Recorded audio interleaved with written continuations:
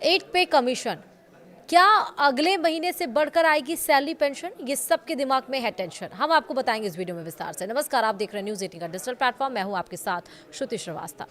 केंद्रीय कर्मचारियों और पेंशन भोगियों के गलियारों में इन दिनों बस एक ही चर्चा सबसे ज्यादा गर्म है, 8वां वेतन आयोग यानी कि 8th पे कमीशन। चाय की चुस्कियों के बीच हो या दफ्तर के लंच ब्रेक में, हर किसी की जुबान पर एक ही सवाल है कि आखिर बढ़ी हुई सैलरी का तोहफा कब मिलेगा। सोशल मीडिया पर चल रही तमाम अटकलों ने इस उत्सुकता को और ज्यादा बढ़ा दिया है। कोई दावा कर रहा है कि जनवरी से ही बैंक खाते में बढ़ा हुआ पैसा आने लगेगा, तो कोई महंगाई भत्ते यानी कि डीए के बंद होने की अफवाहों से डरा हुआ है। इन तमाम कयासों और सोशल मीडिया के शोर शराबे के बीच एक आम कर्मचारी के लिए सच और झूठ का फर्क करना मुश्किल हो गया है।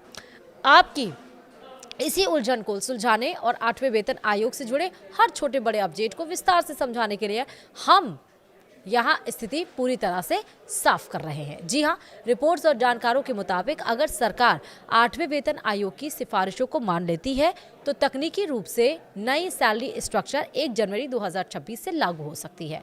लेकिन यहाँ एक पेंच है जिसे समझना जरूरी है। लागू होने का मतलब यह नहीं है कि उसी तारीख को पैसा आपके खाते में आ जाएगा। वेतन आयोग को अपनी विस्तृत रिपोर्ट तैयार करने, विसंगतियों को दूर करने और फाइनल ड्राफ्ट सौंपने में लगभग 18 महीने का वक्त लगता है। इस रिपोर्ट के आने के बाद सरकार उसे कैबिनेट से मंजूरी देती है। इसका सीधा मतलब है कि कर्मचारियों को थोड़ा धैर्य रखना होगा। जनवरी 2026 से बढ़ी हुई सैलरी का नियम तो लागू हो जाएगा, लेकिन नगद भुगतान प्रक्रिया पूरी होने और रिपोर्ट स्वीकार होने के बाद ही शुरू होगा। हालांकि अच्छी बात यह है कि इस देरी के बदले में आपको एरियर के रूप में एक मुश्त मोटी रकम मिलेगी। सोशल मीडिया पर एक डर फैलाया जा रहा है कि नया वेतन आयोग आते ही महंगाई भत्ता और मकान किराया भत्ता बंद हो जाएगा या फिर डीए को बेसिक सैलरी में मर्ज कर दिया जाएगा। सरकार ने इन चर्चाओं पर पूर्ण विराम लगा दिया है। सरकारी रुख से यह स्पष्ट है कि भत्तों को बंद करने का कोई प्रस्ताव नहीं है और ना ही ऐसी कोई योजना है। वहीं महंगाई भत्ता यानी कि डीए और पेंशनरों के लिए महंगाई राहत यानी कि डीआर की व्यवस्था पहले की तरह ही जारी रहेगी। इसमें किसी भी तरह की कटौती या बदलाव की आशंका बेबुनियाद है।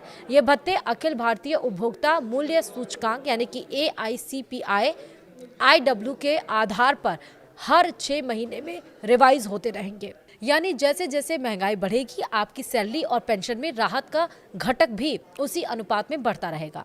अब बात करते हैं उस मुद्दे की जो सबसे ज्यादा सुकून देने वाला है। आखिर सैलरी बढ़ेगी कितनी?